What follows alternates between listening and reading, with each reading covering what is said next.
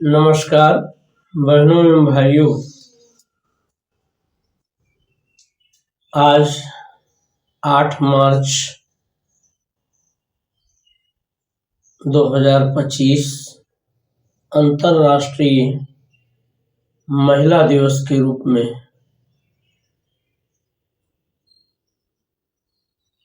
संयुक्त राष्ट्र संघ द्वारा घोषित है।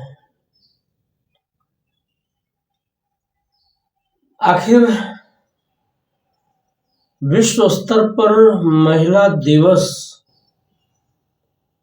निर्धारित करके मनाए जाने की आवश्यकता क्यों पड़ी?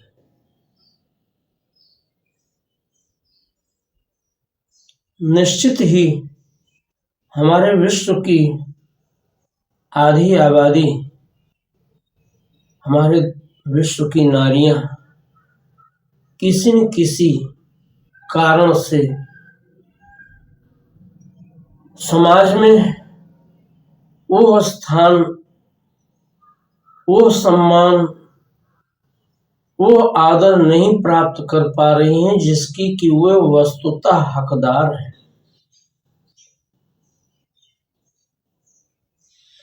संयुक्त राष्ट्र संघ ने इसीलिए महिलाओं को समाज में पर्याप्त स्थान, पर्याप्त आदर, पर्याप्त सम्मान दिलाने के उद्देश्य से इस 8 मार्च को अंतर्राष्ट्रीय महिला दिवस के रूप में घोषित किया है।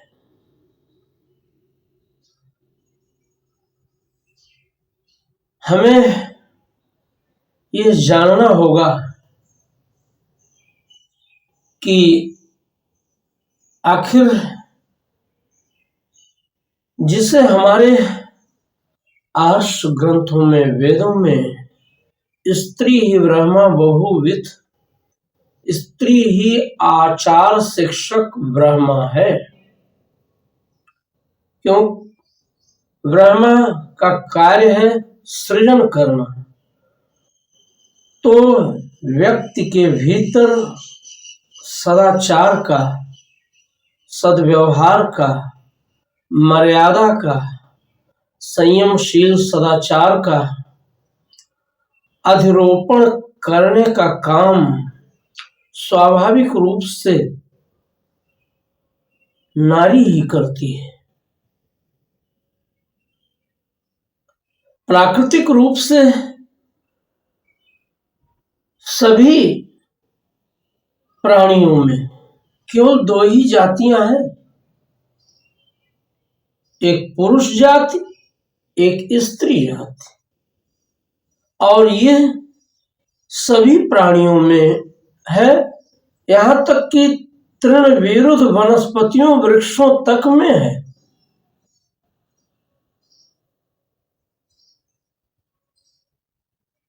तो सृष्टि की आधार, सृष्टि की रचनाकर्त्री वस्तुतः नारी शक्ति ही रही है। पुरुष तो उससे जन्म पाता रहा है।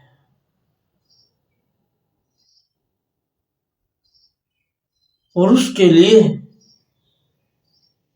वो कहीं मां बनकर, कहीं पत्नी बनकर, कहीं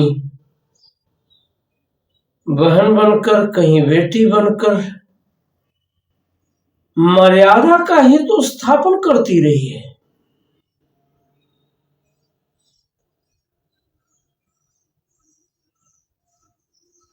और गोपाल दास नीरज जी के शब्दों में अगर मैं कहूं तो सृष्टि में जो अधिकांश से विकसित प्रेम भाव है, उसे तो बांटने का काम नारी ने ही किया है।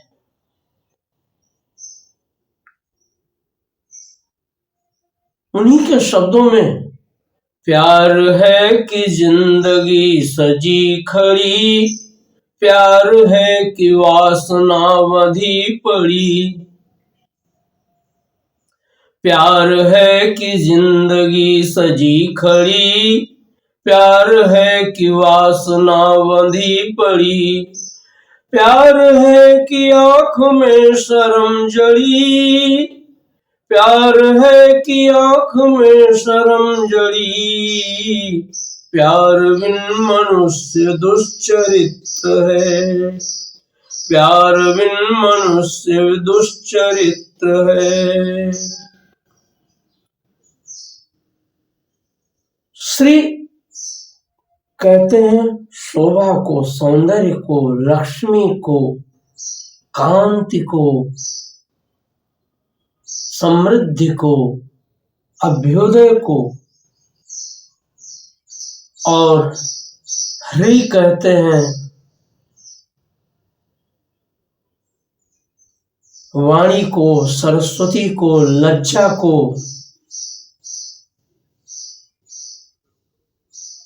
तो श्री की शोभा वस्तुतः लज्जा के परिकर में ही बढ़ती है और स्थापित भी होती है, पनपती भी है और उसके भीतर विकास भी पाती है। यदि मनुष्य उच्छृंखल, उद्दंड, उन्मुक्त, स्वच्छंद आचरण करने लगे तो वो मनुष्य ही नहीं रह जाएगा। तो व्यक्ति के भीतर मनुष्यता का जो स्थापन है वो ह्री के द्वारा ही होता है, लज्जा के द्वारा ही होता है। लज्जा यदि व्यक्ति के भीतर ना हो तो वो सुशोभित ही नहीं हो सकता। लज्जा सिर्फ नारी जाति का ही नहीं, पुरुष जाति का भी आभूषण है। और उसके आवरण में ही रहकर मनुष्य की शोभा बढ़ती है। मनुष्य में स्त्री पुरुष की शोभा बढ़ती है।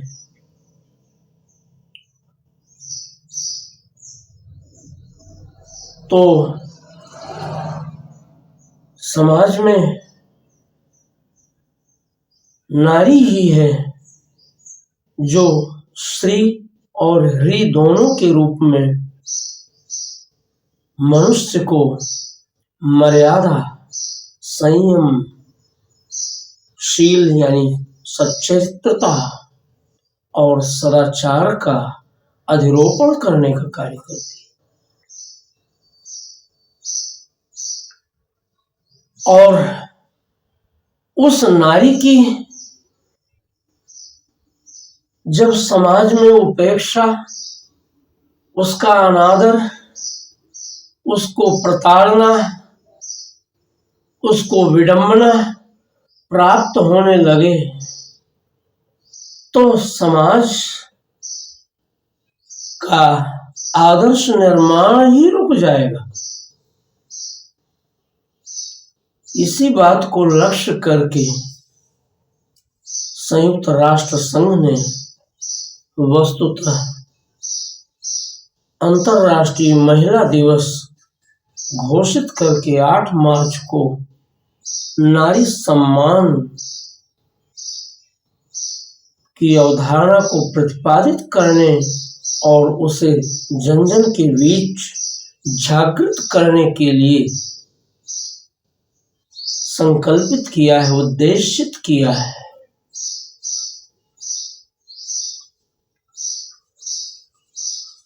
हमारे देश की जहां तक बात है,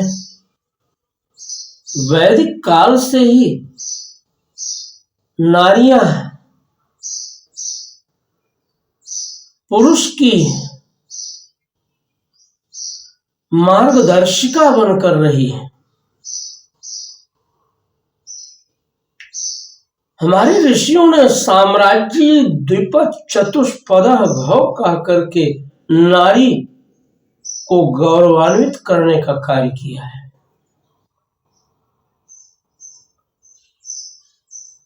गार्गी, अपाला, मैत्रेयी, लोपामुद्रा, अरुंधति जैसी नारियों ने वैदिक ऋचाओं की रचना करने का कार्य किया है, उसका साक्षात्कार किया है और वो महान ऋषियों के साथ महान ऋषि नारियां बनकर समाज और विश्व के आदर्श नियोजन में क्रियाशील हुई है।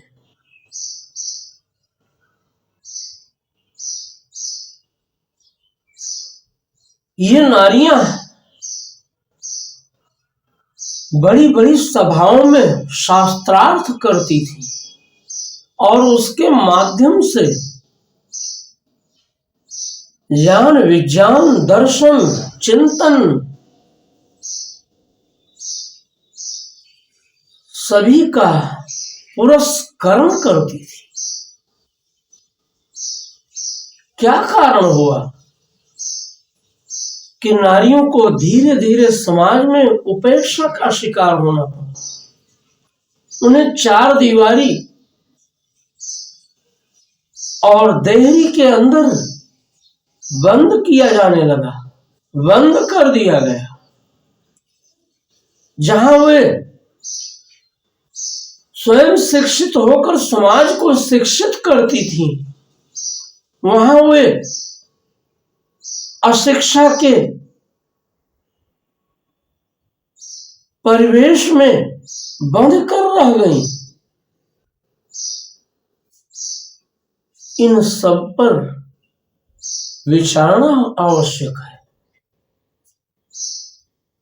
ऐसा क्यों हुआ? मैं समझता हूं माँ, बहन, बेटी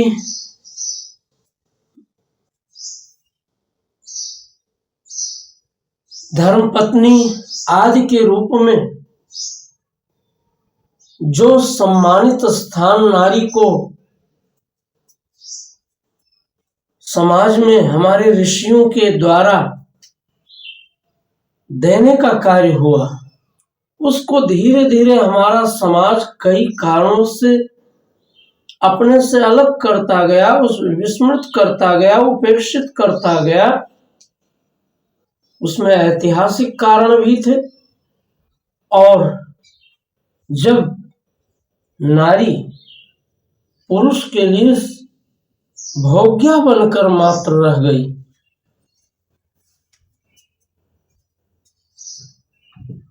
चूल्हा चौका तक ही उसे सीमित कर दिया गया, संतानोत्पत्ति करने तक ही उसकी सीमा रह गई। तो नारी का सम्मान समाज में न केवल घटा, बल्कि समाज में वो तरह तरह की प्रताड़ना का शिकार हुई।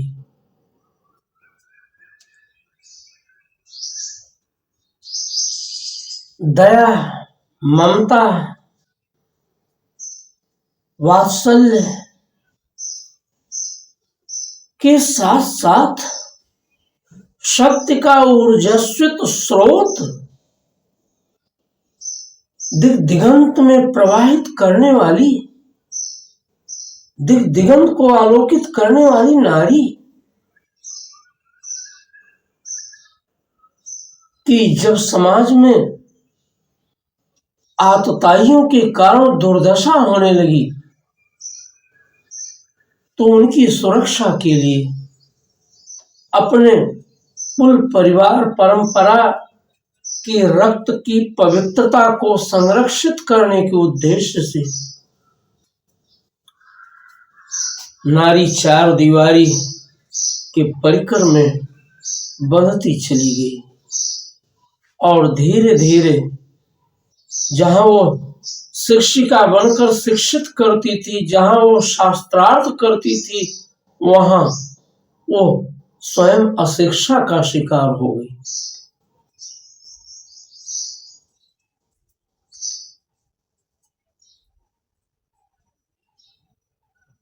ये नृशंस आतताई पुरुषों के कारण ही हुआ।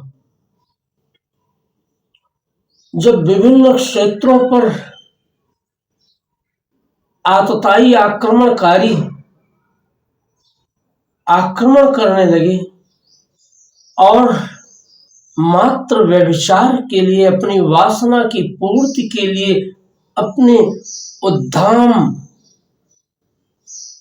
काम वासना की पूर्ति के लिए स्त्री को साधन बनाकर उस पर अत्याचार करने लगे, उसको उस पर हिंसा करने लगे, उसको भोग्य मात्र बनाकर उसका शोषण करने लगे, उसका सम्मान तिरस्कृत कर उसको मौत के घाट उतारने लगे। तो उसकी रक्षा के लिए परिस्थिति बस माता पिता के रूप में, समाज के रूप में पुरुष ने चार दीवारी की सुरक्षा में, उसकी अभिरक्षा में उसे रखने का उपक्रम किया। यह दुनिया के सभी क्षेत्रों में हुआ।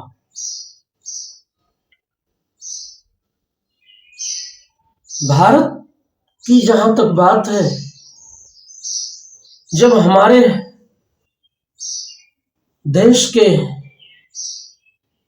शासन के कर्ता धर्ता राजा महाराजा अपने सैन्य गुल्म के संगठन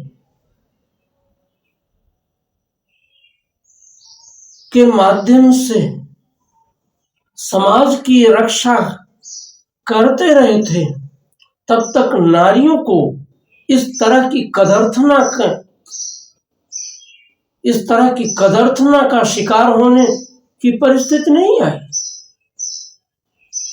लेकिन जब आपस में लड़कर, आपस में द्वंद्व कर, छोटे छोटे राज्यों का निर्माण कर, एक दूसरे की आत्मीयता के साथ एक दूसरे से जुड़कर अपने राष्ट्र का विराट संगठन करना हमारे देश के शासक गण भूल बैठे, छोड़ बैठे, उसकी उपेक्षा कर बैठे। तभी आतताई दस्युओं को, बर्बर राक्षसों को, क्रूर कर्मा दरिंदों को इस भारत देश पर आक्रमण कर नारियों के रूप में इस देश की अस्मिता को लूटने, छिन्न भिन्न करने का अवसर मिला।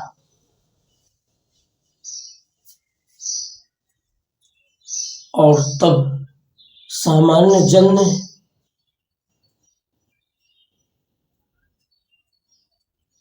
उन तुर्कों, उन यवनों, उन मुगलों,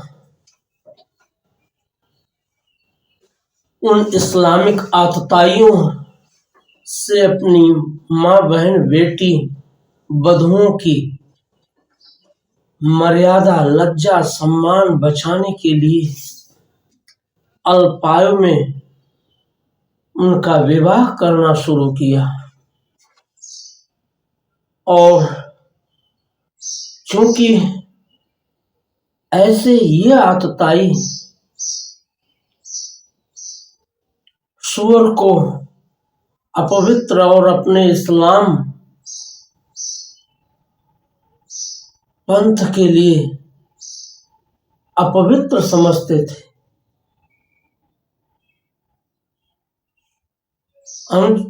पूर्णतया निषिद्ध समझते थे, लिहाजा सूअर का मांस, सूअर का रक्त अल्पायु में विवाहित होने वाले जोड़े को चटाकर अपने कुल, रक्त, वंश की पवित्रता को सामान्य जन ने सुरक्षित करना शुरू किया। इसी से हमारे समाज में बाल विवाह जैसी कुप्रथा चल पड़ी। आज यद्यपि उसकी परिस्थिति खत्म हो चुकी है और इसीलिए बाल विवाह की परंपरा भी, बाल विवाह की कुप्रथा भी धीरे धीरे समाप्त प्राय हो चली है। लेकिन हमारा देश तो यत्र नार्यस्तु पूजन्ते रमन्ते तत्र देवताः का देश रहा है। और सजीव रूप में, केवल प्रतिमा के रूप में नहीं, सजीव रूप में नौ दुर्गा के रूप, नौ दुर्गा के रूप में बेटी, स्त्री, नारी हमारे समाज में सम्मानिता, पूजिता रही है।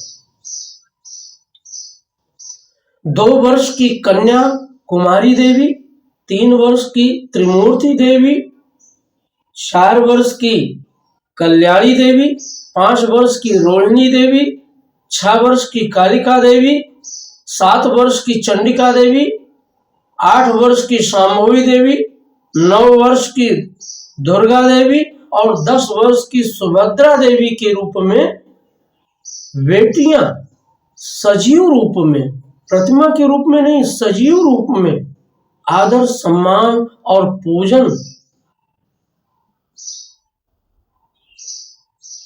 की जाती रही है।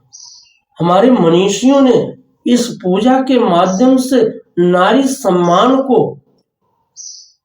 हमेशा सभी अवसरों पर, सभी आयु में निर्धारित करने के लिए सिद्धांत प्रवर्तित किया था। ये केवल नारी को पूजा का पात्र मात्र बनाने के लिए नहीं, बल्कि नारी के सम्मान को अक्षुण्ण रखने के लिए, उनके आदर को अक्षुण्ण रखने के लिए, उनका जो समाज में स्थान होना चाहिए उसको सुनिश्चित करने के लिए ही ऐसा करने का कार्य किया था।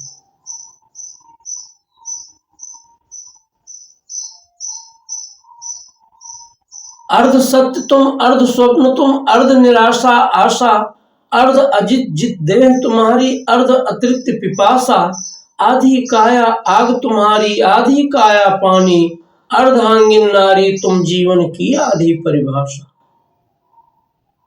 तो अर्धांगिनी के रूप में जीवन की आधी परिभाषा नारी ही है, बल्कि नर से भी आगे नारी का स्थान है। एक नहीं दो दो मात्राएं नर से नारी भारी कहकर हमारे कवियों ने उद्घोषित किया है। जयशंकर प्रसाद जी ने नारी तुम केवल श्रद्धा हो विश्वास रजत नग पगतल में पीयूष स्रोत सी बहा करो जीवन के सुंदर समतल में। नारी स्वयं श्रद्धा है, स्वयं विश्वास है और स्वयं प्रेम है। इस तरह से नारी श्रद्धा विश्वास और प्रेम की त्रिवेणी है। लेकिन जब समाज नारी की इस सम्मान को विभिन्न ऐतिहासिक कारणों से विभिन्न पारिस्थितिक कारणों से धीरे धीरे भूल बैठा, तभी महिला दिवस के रूप में इसे मनाने की आवश्यकता पड़ी। मैं जहां तक जान पाया हूं वहां तक मेरा स्पष्ट मत है कि इस सृजन में नारी प्रथमतया आई है।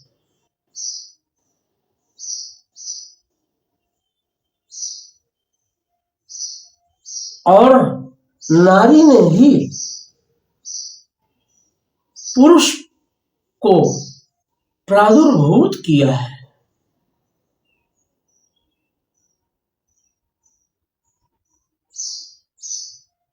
पुरुष और शक्ति ये दोनों युग्म हो करके अर्धनारीश्वर के रूप में शिवार्चन का विषय बने हैं। हमारे देश में कितना ऊंचा स्थान नारी का रहा है। भगवान शिव स्वयं अर्धनारीश्वर, मां पार्वती स्वयं अर्धनारीश्वरी के रूप में पूर्णता पाते रहे।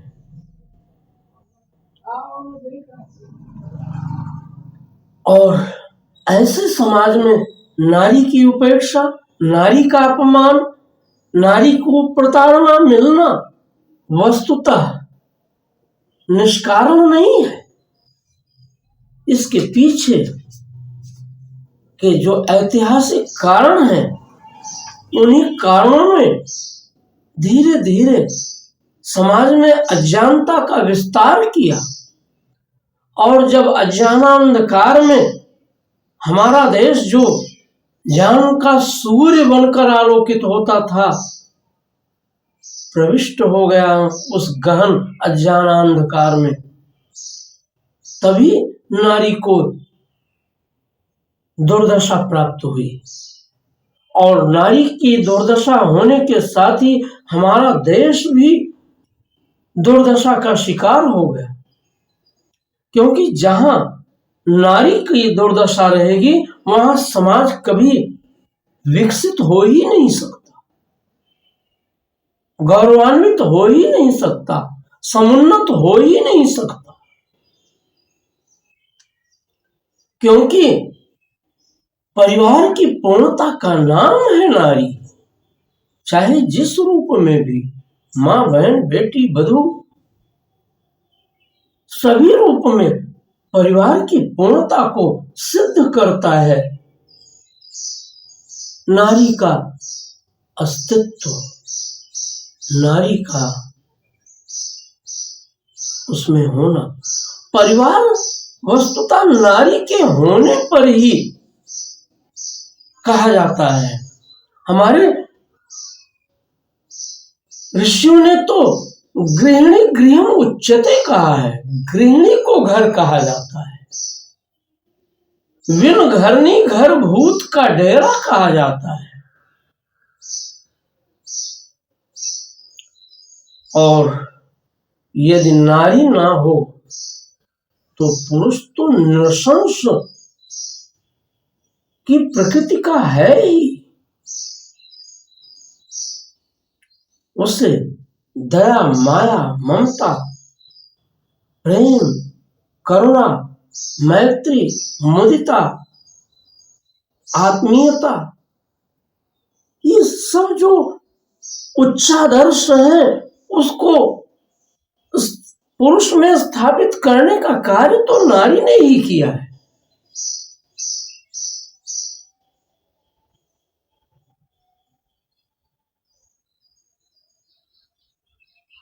तो आज जरूरत आ पड़ी है कि माता पिता के रूप में समाज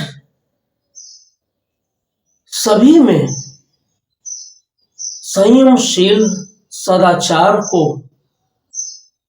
विद्यमान करने का कार्य करे, अपनी संतानों में अधिरोपित करने का कार्य करे, उनके भीतर स्वाभाविक रूप से विकसित करने का कार्य करे और संयमशील सदाचार से संपन्न होकर के एक सुसंगठित समाज ही अभ्युदय का आधार बनेगा।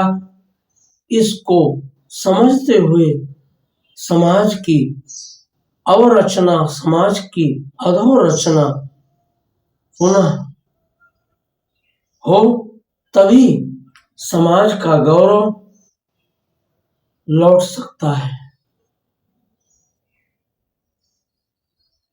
ये कार्य घर घर में प्रारंभ होना चाहिए। लोगों को कर्मशील होने की शिक्षा माता पिता को अपनी संतानों को देने के माध्यम से प्रस्तुत करना चाहिए। माता पिता ही वस्तुतः वो समाज है जो व्यापक होकर दया, करुणा, वात्सल्य, प्रेम इन सबके स्वरूपण का आधार बनते हैं। इसलिए मेरा ये कहना है, मेरा ये निवेदन है कि माता पिता अपनी संतानों को बचपन से ही कर्मशील बनाते हुए उनमें संयमशील और सदाचार के सद्गुणों को प्रवाहित अधिस्थापित करने का कार्य करें। बेटियां घर परिवार में बेटों की ही तरह सम्मानित हो, उनकी किसी भी रूप में उपेक्षा ना हो, उनका आदर बेटों जैसा ही हो, यही युग की मांग है। इन्हीं शब्दों के साथ धन्यवाद। जय हिंद।